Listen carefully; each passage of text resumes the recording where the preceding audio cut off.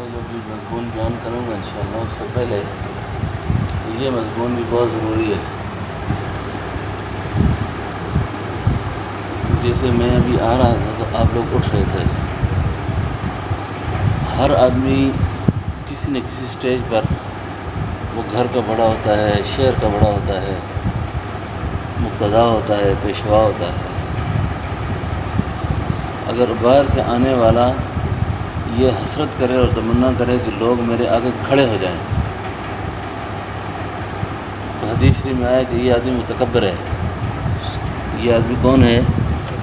متکبر ہے۔ اور متکبر آدمی جو ہے وہ جنت کی خوشبو بھی نہیں سونگھ سکتا، وہ جنت کی خوشبو بھی نہیں سونگھ سکتا۔ اللہ تعالیٰ ہمارے بڑوں کے درجے اور زیادہ بلند فرمائے۔ ہمارے حضرت صاحب رحمۃ اللہ علیہ اگر ایسی کوئی مجلس ہو رہی ہوتی، ساتھی مراقبے میں مجلس میں بیٹھے ہوتے، تو آپ کی عادت یہ تھی کہ آپ بالکل خاموشی سے آتے، بالکل خاموشی سے آتے اور خاموشی سے آ کر اپنی نشست پر بیٹھ جاتے، اور اگر کوئی کھڑا ہوتا تو فرماتے الامر فوق الادب، الامر۔ مجھے اس بات سے قطعاً خوشی نہیں ہے کہ کوئی میرے آگے کھڑا ہو جائے، میری راحت اس میں ہے کہ میرے آگے کھڑا کوئی نہ ہو۔ اللہ اکبر۔ یہ لوگ تھے، اس کو کہتے ہیں فنائے نفس، فنائے نفس۔ یہ تو ہم تو سبق سنا رہے ہیں نا، بزرگوں کا چوری کیا ہوا کلام ہے سارا، بزرگوں سے چوری کی ہوئی باتیں ساری۔ اللہ ہمارا حال ایسا کر دے۔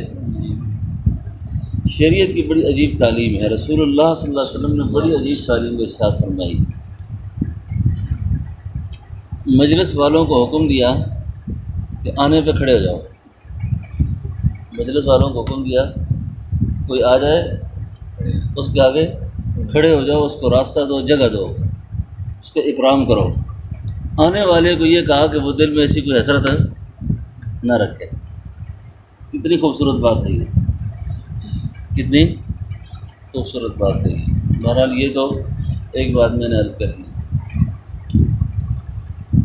ابھی جو مضمون دل پہ آیا کہ میں آپ سے ایک بات عرض کروں، اس وقت ہمارے باہمی تعلقات، رشتہ داریاں، ان میں بہت زیادہ اغراض آ گئی ہیں، بہت زیادہ اغراض آ گئی ہیں۔ اخلاق ختم ہوتے جا رہے ہیں، اخلاق۔ اور اخلاق وہ ہوتے نہیں ہیں جس کے پیچھے کوئی غرض ہو۔ حضرت جی مولانا محمد یوسف صاحب رحمۃ اللہ علیہ ایک بزرگ تھے، فرمایا کرتے تھے اخلاق وہ نہیں ہوتے جس کے پیچھے کوئی غرض ہو، اخلاق وہ نہیں ہوتے جس کے پیچھے کوئی غرض ہو، اخلاق وہ ہوتے ہیں جس کے پیچھے غرض کوئی نہ ہو، اخلاق وہ ہوتے ہیں جس کے پیچھے غرض کوئی نہ ہو۔ ہمارے جو تعلقات اور ہماری رشتہ داریاں، ہماری دوستیاں آج کل بہت جلدی ختم ہو جاتی ہیں۔ وہ ختم کیوں ہوتی ہیں؟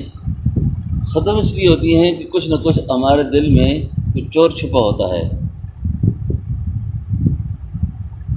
بات سمجھ رہے نا؟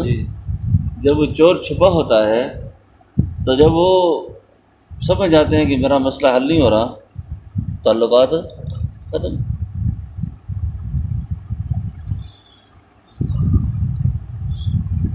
ایک رشتہ اگر قائم نہیں ہوتا تو ہم دوسرے رشتے کو ختم کر دیتے ہیں۔ اگر اگلا رشتہ قائم نہیں ہوا اچھے طریقے سے تو پھر رشتہ بھی ختم ہو جاتا ہے، اور یہ قابل اصلاح ہے۔ اس سب باتوں کی جو بنیاد ہے نا، وہ ہے اللہ کی معرفت سے ناشنائی۔ سورہ حدید میں اللہ تعالیٰ فرماتے ہیں لِكَيْ لَا تَأْسَوْا عَلَىٰ مَا فَاتَكُمْ وَلَا تَفْرَحُوا بِمَا آتَاكُمْ وَاللَّهُ لَا يُحِبُّ كُلَّ مُخْتَالٍ فَخُورٍ۔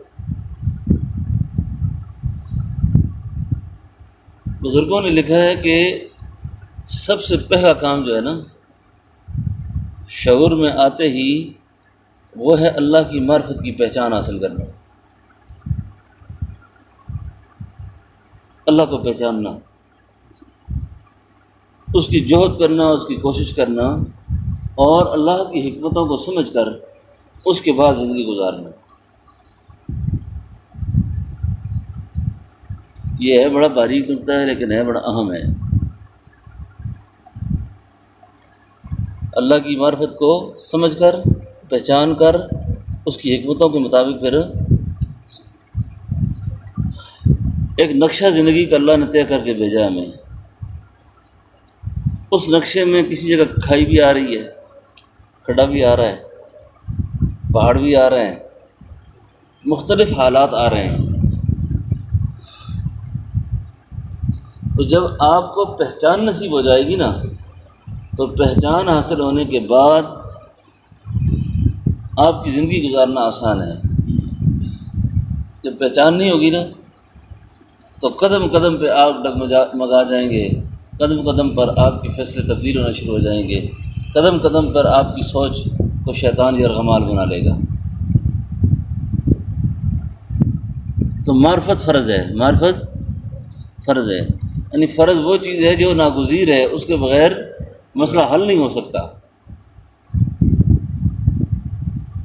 اسی بزرگوں نے لکھا کہ یہ جو، حالانکہ یہ جو پیری مریدی ہے، یہ بیت ہے، یہ فی نفسی یہ چیزیں مقصود نہیں ہیں۔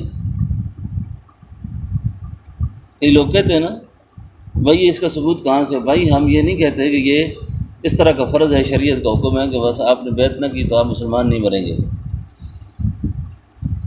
اس کا مقصد یہ ہے کہ ہمیں اس راستے سے وہ چیز حاصل ہو جائے، اس کی ہم کوشش کریں۔ اور اگر ایک آدمی کوشش میں نکل گیا نا، اس کو بزرگوں نے لکھا ہے یہ راہی ہے، مسافر ہے، اور مسافر کبھی منزل کو پا سکتا ہے، اور ایک آدمی نکلا ہی نہیں ہے۔ چمٹی کی چال چل کر بھی مدینہ پہنچنے کا امکان ہے، چمٹی کی چال چل کر بھی اللہ کے حرم تک پہنچنے کے چانس موجود ہیں۔ کبھی پہنچ جائے گی، کبھی پہنچ جائے گی۔ اس لیے نکلے ہوئے کے لیے کوئی نہ کوئی گنجائش آ جائے گی، اور جو نکلا ہی نہیں ہے اس کے لیے کوئی گنجائش ہے؟ ایک چاہتا ہے کہ اللہ تجھے مجھے اپنی معرفت دے دے، راستے میں کہیں نفس شیطان اس کو پھسلاتا ہے، لیکن یہ اللہ کی بارگاہ میں کل یہ منہ دکھانے کے قابل تو ہے، یا اللہ میں نے کوشش تو کی تھی نا۔ اور ایک تسلی کے لیے ایک بڑے عارف سے میں نے ایک حدیث سنی، پڑھی نہیں ہے کہیں بھی، لیکن بڑی تسلی ہوئی مجھے، کہ جو آدمی اللہ کی محبت میں نکل پڑتا ہے نا، طلب کرتا ہے، کوشش کرتا ہے، تو اس کوشش کی ایک سرحد ہوتی ہے۔ ہمارے اس آیت کا معنی فرمایا کرتے تھے والذین جاہدوا فینا لنہدینہم سبلنا، ہر انسان کی جہد کی، کوشش کی ایک سرحد ہے، اس سرحد تک جانا، اس کوشش تک کرنا، یہ اس کا مکلف ہے۔ فینا لنہدینہم یہ اس کا مکلف نہیں ہے۔ بات سمجھے؟ یہ نقطہ سمجھ آ رہا ہے نا؟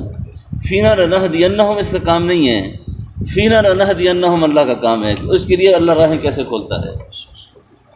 ٹھیک ہے نا؟ اب ایک آدمی ہاتھ پہ ہاتھ رکھ کے بیٹھ جائے، اللہ کا عجیب نظام ہے۔ اللہ نے ہمیں جہد بھی دی، کوشش بھی دی، نتیجہ اپنے پاس رکھا، نتیجہ اپنے پاس رکھا کہ تم ان تنصر اللہ ینصرکم، آپ میری مدد کرو میں آپ کی مدد کروں گا۔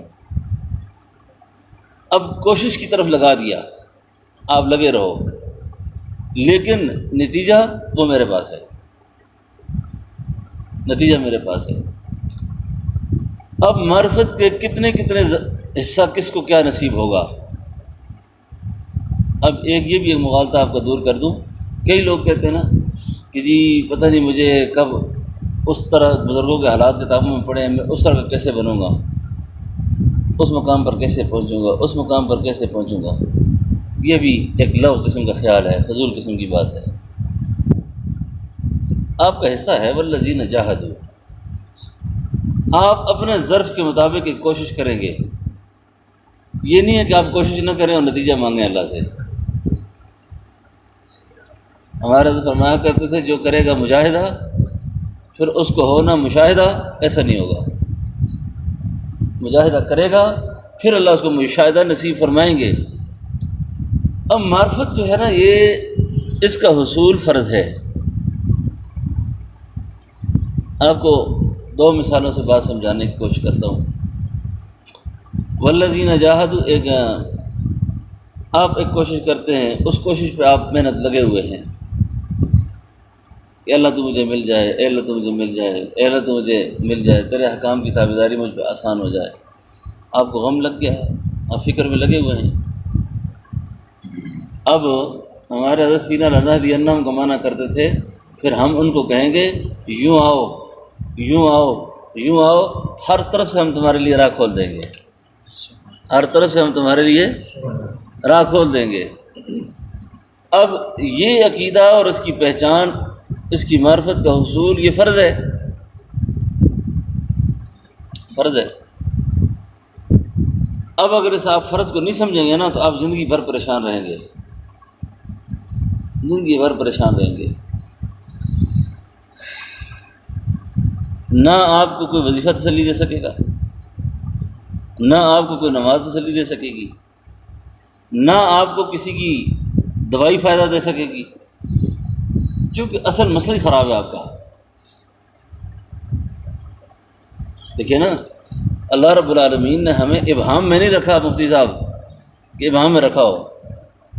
آپ نے کیا کہا؟ آمنت باللہ و ملائکتہ و کتبہ و رسلہ والیوم الآخر والقدر خیرہ و شرہ من اللہ تعالی والبعث بعد یہ وہ ہے، ہمارے تو فرمایا کرتے تھے تم نے لاشعور میں یاد کیا ہے، کبھی شعور میں یاد کیا کرو اس کو۔ سکولوں میں استادوں نے یاد کرایا، مدرسوں میں پڑھایا، پتہ ہے نہیں کیا ہے یہ۔ اب اس آیت مبارکہ کو میں ذرا کھول رہا ہوں، ذرا غور فرمائیں گے۔ اللہ لِكَيْ لَا تَأْسَوْا عَلَىٰ مَا فَاتَكُمْ وَلَا تَفْرَحُوا بِمَا آتَاكُمْ، اس پر صاحب بیان القرآن مجدد ملت حضرت تھانوی رحمۃ اللہ علیہ، اللہ ان کے درجے اور زیادہ بلند فرمائے، ہر آیت سے سلوک کا استنباط کیا، ہر آیت سے مسائل نکالے۔ اس آیت پر یہ مسئلہ نکالا انہوں نے کہ آپ کو کوئی چیز حاصل ہو گئی ہے نا، آپ کو کوئی چیز حاصل ہو گئی ہے، بہت کم لوگ ایسے ہوتے ہیں کہ جو اس کی نسبت اللہ کی طرف کرتے ہیں۔ عزت، شہرت، وقار، نسبی شرافت، بہت سی خوبیاں اور عنایات ہیں اللہ کی طرف سے، بہت سے کم لوگ ایسے ہیں جو ان خوبیوں کو اللہ کی طرف منتسب کرتے ہیں۔ اکثر لوگ سمجھتے ہیں کہ میں ذلیل ہوں، میں لائق ہوں، میں صاحب علم ہوں۔ اور حضرت سعدی فرماتے تھے کہ اگر یہ رزق جو ہے نا، رزق، مال دولت، عزت شہرت، اس کا تعلق اگر اللہ نے عقل کے ساتھ رکھا ہوتا نا تو بیوقوف سارے دنیا میں بھوک سے مر جاتے، بیوقوف سارے بھوک سے مر جاتے۔ کئی سارے انگوٹھا چھاپ ہوتے ہیں، انڈسٹریوں کے مالک ہوتے ہیں، انگوٹھے چھاپ انڈسٹریوں کے مالک۔ معلوم ہوا کہ عقل کا اس میں کوئی دخل ہے نہیں ہے، علم کا دخل بھی۔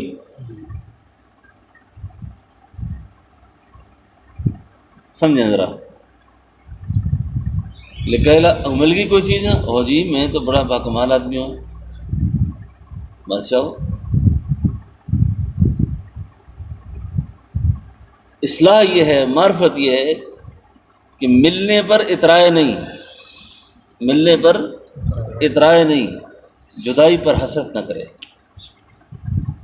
ضائع ہونے پر اوہو یہ سارا کام اس نے مل کے خراب کیا میرا۔ اللہ کی حکمتوں کو سمجھیں ذرا۔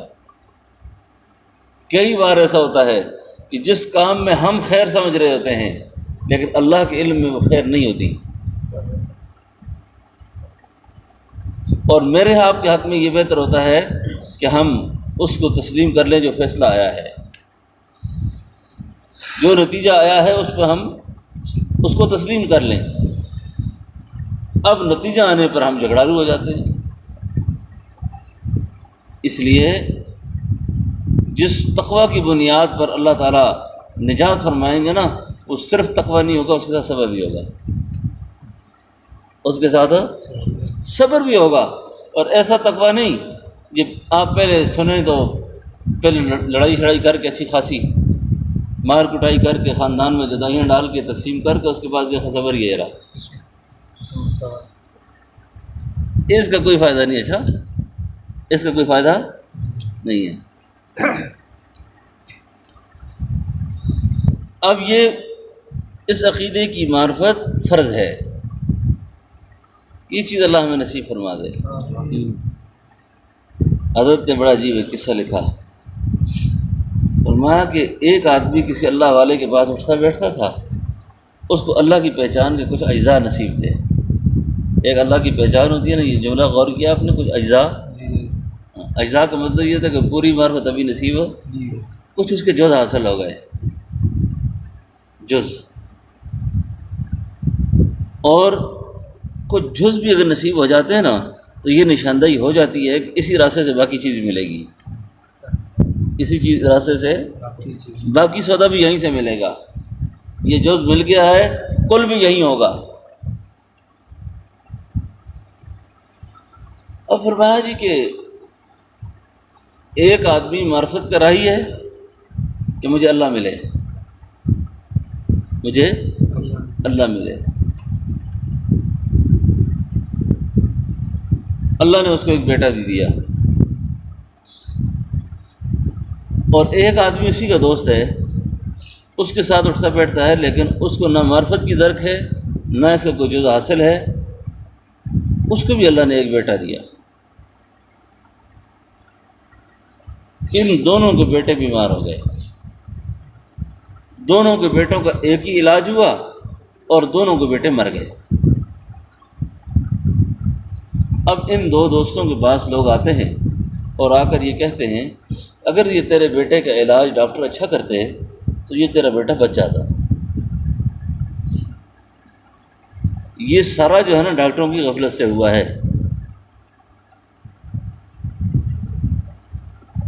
اب اس کو کچھ معرفت کی درک تھی، جو اللہ کی محبت کے رموز جانتا تھا، اس نے اپنی گردن جھکائی دل کی طرف۔ اس نے آگے سے کہا یار بات اس طرح ہے، آخر یہ بھی تو میرے اللہ کی مرضی تھی، یہ بھی تو میرے اللہ کی مرضی تھی۔ فرمایا اس کو معرفت کو حاصل ہونے کی وجہ سے اس کا اضطراب اور بے چینی پریشانی آنے کے باوجود ختم، پریشانی آنے کے باوجود ختم۔ اب دوسرے آدمی سے کہا یار یہ تیرے بیٹے کا علاج ڈاکٹروں نے اچھا نہیں کیا، اگر تیرے بیٹے کا علاج اچھا ہوتا یہ بچ جاتا، ڈاکٹر کے خلاف پرچہ ہونا چاہیے۔ یہ سب ڈاکٹروں کی وجہ سے ہوا ہے۔ اس نے جس کو تھوڑی دیر سوچا نا، اس نے کہا تم بالکل ٹھیک کہتے ہو، تم صحیح کہتے ہو۔ اب وہ گیا ڈاکٹروں کے خلاف پرچے کے لیے، تھانے کچہریوں کے چکر لگائے کہ میرے بیٹے کو انہوں نے مارا ہے۔ اب اس شخص کا اضطراب اور بڑھ گیا،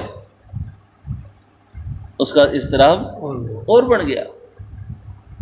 تو فرمایا کھلی آنکھوں کے ساتھ جب تک انسان زندہ ہے اس کو ساری زندگی میں دنیا کا کوئی کام بھی کرنا ہے یا آخرت کا، سب سے پہلے اپنے پیدا کرنے والی ذات کی معرفت حاصل کرنی ہے، اس کی منشا کیا ہے۔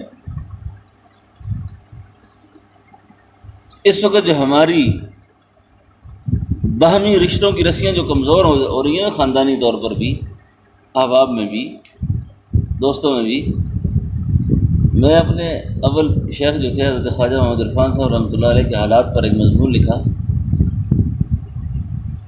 تو وہ حالات پر ایک مضمون لکھ رہا تھا، تو اس دوران میرے چچا تھے، بڑے عارف آدمی تھے، انہوں نے مجھے کہا کہ تمہارے پیر کا ایک خط میرے پاس ہے، شیخ کا ایک خط ہے، تو اس کو بھی اس میں شامل کرنا، بڑی عجیب بات لکھی ہوئی ہے اس میں۔ دوستوں میں آپ سے کیا عرض کروں، کہتے ہیں 100 سنار کی ایک لوہار کی، 100 سنار کی ایک سنار ماری مار کے لوہار مارتا ایک یہ ہے تو ترکلا سیدھا گھر چھوڑ دے رہے،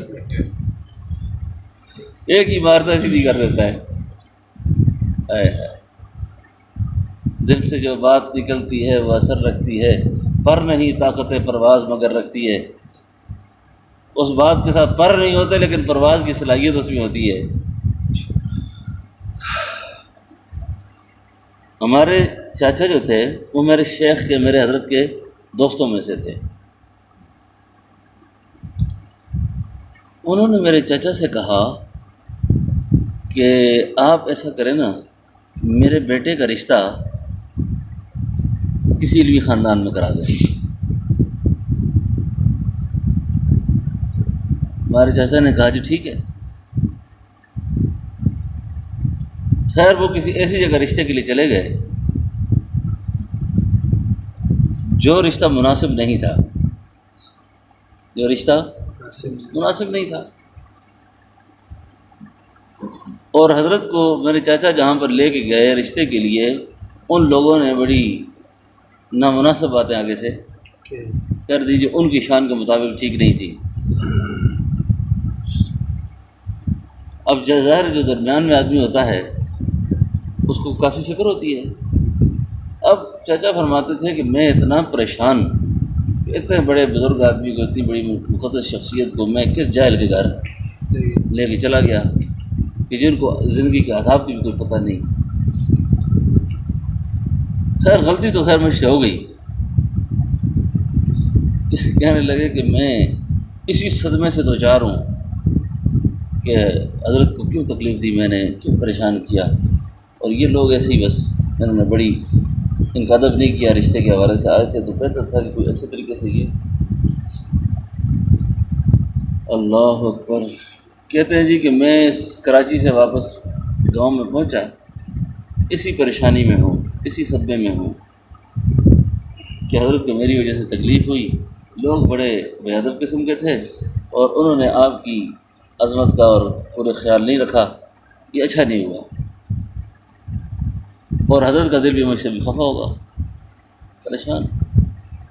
کہتے اسی دوران مجھے خط آ گیا، حضرت کا خط آیا، خط میں لکھا ہوا تھا کہ آپ حضرت بڑی تکلیف کر کے میرے بیٹے کے رشتے کے سلسلے میں کراچی تشریف لائے تھے، قضاء و قدر کے فیصلے، قضاء و قدر کے فیصلے کہ میرے بیٹے کا رشتہ نہ ہو سکا، اس میں میرا اور آپ کا جو پہلے والا رشتہ تھا وہ برقرار رہے، میرا اور آپ کا پہلے والا جو رشتہ تھا یہ جو نہیں ہوا، اس میں اللہ کی مشیت ایسی تھی، اس میں نہ آپ کا کوئی قصور ہے نہ میرا۔ کہتے ہیں یہ خط پڑھتے ہی میرا سارا صدمہ ختم ہو گیا، ساری بے چینی اندر سے۔ ہاں جی میں نے رشتہ مانگا تھا نہیں دیا، پتر لگنے میں دیکھا کیا کر سا ہوں،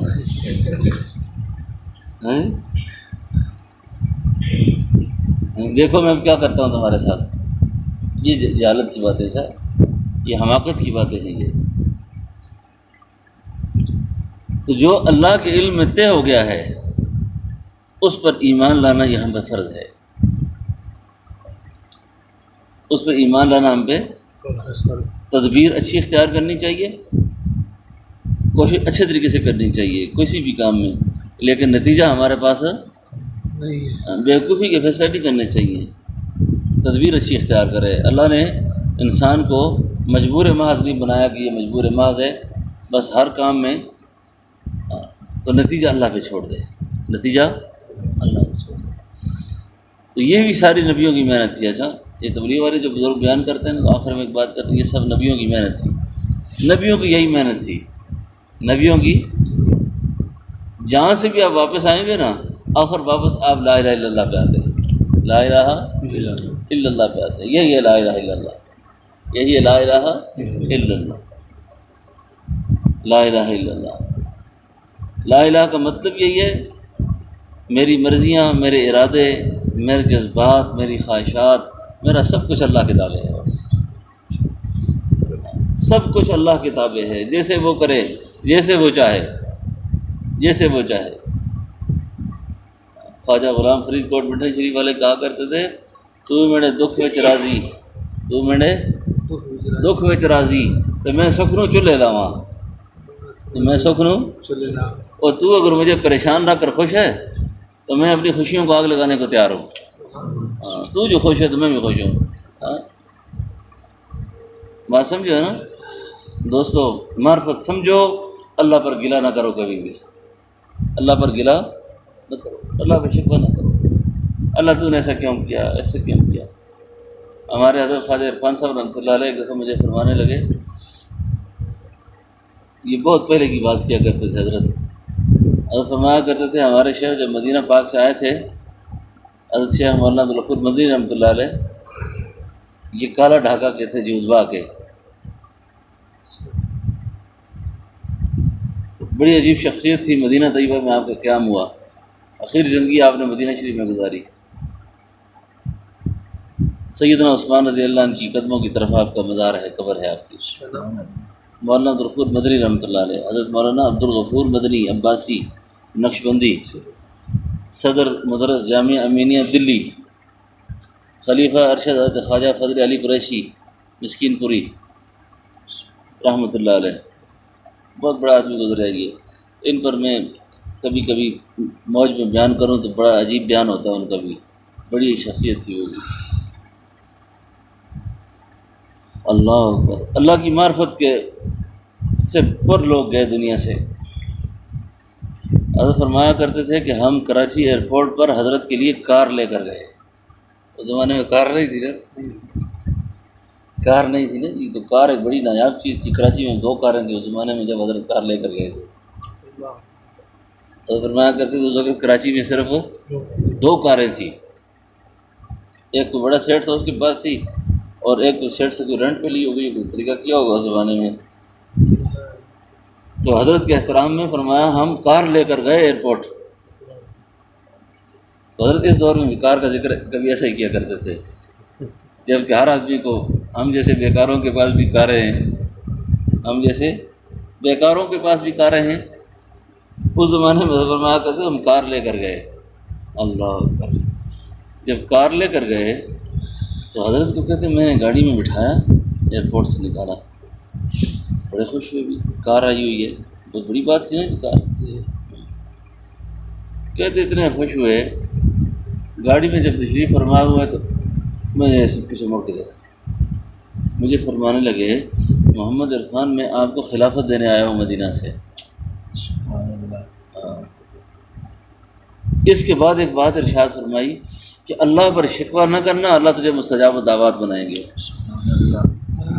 اللہ پر گلہ کبھی نہ کرنا، اللہ تجھے مستجاب الدعوات بنائیں گے۔ مستجاب الدعوات کا مطلب یہ ہے کہ اللہ تیری ساری زندگی کوئی دعا رد نہیں کریں گے اگر تیری زبان پہ شکوہ نہ آیا تو۔ اس وقت میں کئی بار محسوس کرتا ہوں، بے شمار مخلوق سے ہمارا واسطہ ہے، کئی دفعہ کئی لوگ اپنے اعمال ہمارے آگے بیان کرتے ہیں نا، ہم خود شرمندہ ہو جاتے ہیں کہ ہم تو یہ نہیں کر سکتے۔ میں اپنی بات کرتا ہوں، میں نہیں کر سکتا، ایسے دوست اپنے اعمال بیان کرتا ہے، اتنی تلاوت ہے، اتنا ذکر ہے، اتنی نمازیں۔ میں نے ایک دن غور کیا اس پر کہ یہ کیا مسئلہ ہے، اور ہمارے اکابر اور مشائخ کے اندر بھی ایسے معمولات نہیں تھے جو بعض اوقات ان کے عام لوگوں میں ہوتے ہیں۔ یہ بات تھانوی نے لکھی ہے، بڑے متقدمین اولیاء نے لکھی، فرمایا ان کے پاس سب کچھ ہوتا ہے لیکن عشق نہیں ہوتا، معرفت نہیں ہوتی، معرفت نہیں ہوتی، سب کچھ کرنے کے باوجود بھی زبان سے گلے ختم نہیں ہوتے، شکوے ختم نہیں ہوتے، اس لیے وہ چیز حاصل نہیں ہو سکتی ان کو۔ تو اصل میں جو بنیادی چیز اصل حاصل کرنے والی ہے، جب وہ حاصل ہو جائے اس کے حصول کے بعد باقی چیزیں، اس لیے بزرگوں نے لکھا ہے وصول اللہ ایک مشکل مقام ہے، وصول اللہ مشکل، اور یہ حاصل ہو جائے نا اس کے بعد اللہ سے باتیں کرنی، اللہ سے کچھ لین دین، یہ مشکل نہیں ہے۔ بات سمجھا نا؟ پھر کوئی مشکل نہیں ہے، پھر کوئی مشکل نہیں ہے۔ تو یہ سبق جو میں نے ابھی سنایا آپ کو، یہ ہے ضروری ہے کہ نہیں ہے؟ جی ضروری ہے نا؟ ہاں بہت ضروری ہے، بہت ضروری ہے۔ اللہ اس قال کو ہم سب کا حال بنا دے، اللہ حال بنا دے اس قال کو، اللہ ہمارا حال بنا دے، اللہ ہمارا حال بنا دے۔ حضرت تھانوی رحمۃ اللہ علیہ اسی طرح کے مضمون ملفوظات میں لکھا ہے، خواجہ حسن مجذوب نے کھڑے ہو کے کہا حضرت پھر ہمیں کیسے پتہ چلے گا کہ یہ دولت ہمیں حاصل ہے کہ نہیں ہے؟ فرمایا آپ جوان ہوئے تھے تو کیسے پتہ چلا تھا کہ آپ جوان ہو گئے؟ جیسے اچانک جوان ہو جاتا ہے آدمی ایسے یہ دولت کو اللہ اچانک دے دیتا ہے. ہاں فرمایا تھا ملنے کی کیا صورت ہے اس کی، اس دولت کے ملنے کی کیا صورت ہے؟ تو حضرت نے کوئی ارشاد فرمایا تو حضرت مجذوب نے آگے سے کہا حضرت کریے اس کو اس شہر میں پروتا ہوں میں، ان سے ملنے کی یہی ایک راہ کہ ملنے والوں سے راہ پیدا کر. ان سے ملنے کی یہی ایک راہ، ملنے والوں سے راہ پیدا کر. اور جب راہ ان کی پیدا ہوئی نا، ایسی پیدا ہوئی کہ ایک دن مجلس ہو رہی تھی تو مجلس کے دوران ہندوستان کا اتنا بڑا افسر، انتظامی عہدے کا سربراہ کھڑا ہو گیا. بیان میں جب وجہ تعریف ہوا نا ان پر کھڑا ہو گیا، کھڑے ہو کر کہنے لگے ہر تمنا دل سے اب رخصت ہو گئی، ہر تمنا. جس وقت آدمی اللہ کے حوالے ہو جاتا ہے نا تو یہ سارے پھٹوں سے آزاد ہو جاتا ہے. ہر تمنا دل سے اب رخصت ہو گئی، اب تو آجا اب تو خلوت ہو گئی.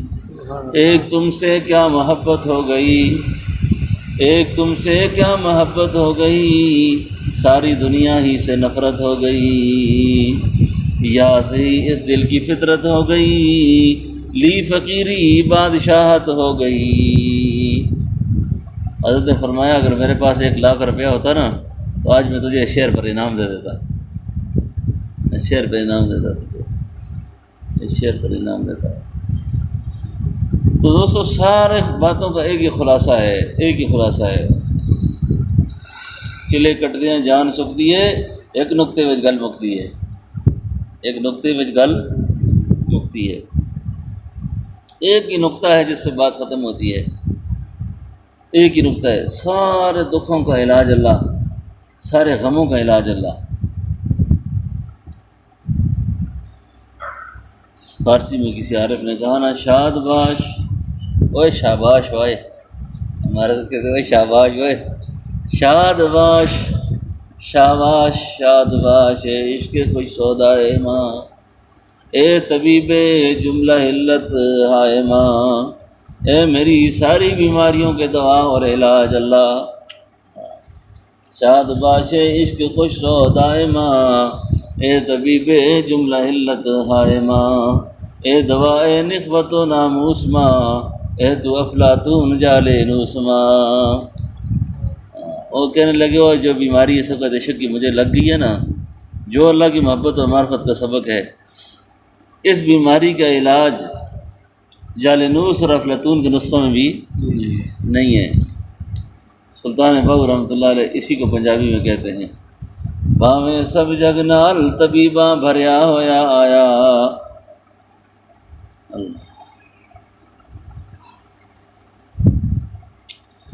بھاویں سب جگ نال طبیباں بھریا ہویا آیا، اپنیاں بیماراں دا آپ علاج کریں خدایا.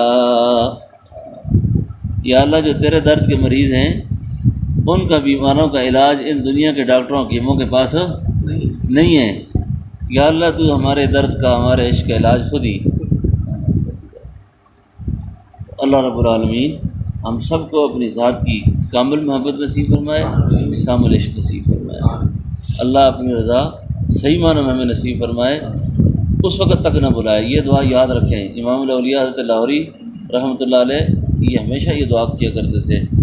اور رمضان شریف میں آپ کا وصال ہوا، میری اپنے لیے بھی یہ دعا ہے اور آپ کے لیے بھی، اور آپ میرے حق میں بھی، اور آپ سب کے لیے یہ دعا کریں اللہ اس وقت تک اپنے پاس نہ بلا جب تک تو راضی نہ ہو جائے. اللہ اس وقت تک نہ بلا جب تک تو وہاں کی سختیاں سہنا بہت مشکل ہے، وہاں کی سختیاں غم سہنے بہت مشکل ہے، بہت مشکل ہے. اللہ سب کی حفاظت کرے، اللہ سب کی حفاظت کرے. دنیا والے تو یہی کہتے ہیں بس خیر ہے جی، دنیا سے جان چھوٹ گئی ہے، دفن ہو گیا ہے.